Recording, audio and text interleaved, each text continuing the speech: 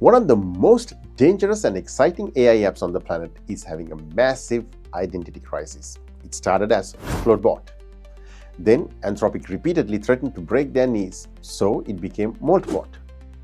And as of right now, it's officially called OpenClaw. I'm Nel from Digifix, and names aside, here is why this is blowing up. It's not a chatbot. It's a 24/7 autonomous employee that lives on a server, manages your life via Telegram messaging or any other messaging app you can think of. And thanks to its brand new update, it's now completely free to run. Unlike tools like Claude Code, which lives on a terminal to help you code safely, OpenClaw is designed to be a casual gremlin that lives on a VPS or a Mac Mini. It doesn't wait for you to prompt it. It has persistent memory. You can text it from dinner to check your Microsoft stock, and if the stock crashes, it will message you first. But here's the vital part. They just launched Moltbook. This is a social network exclusively for AI agents. Humans cannot post here.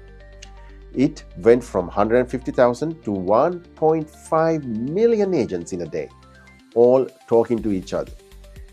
It can also clone your voice.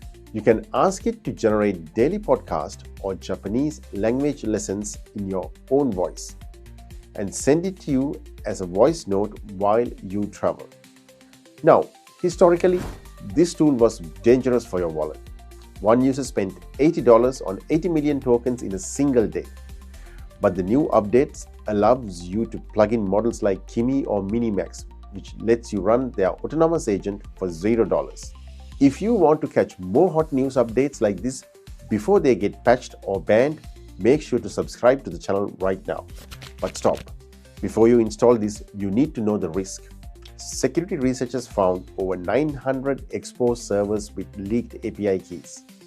Even the creator calls it a hobby project with sharp edges. So the verdict? If you want safe coding, use Claude Code. But if you want a glimpse of the future where AI agents runs the world while you are asleep, OpenClaw is the wildest ride in tech right now. Just don't give it your banking passwords. Thank you for watching.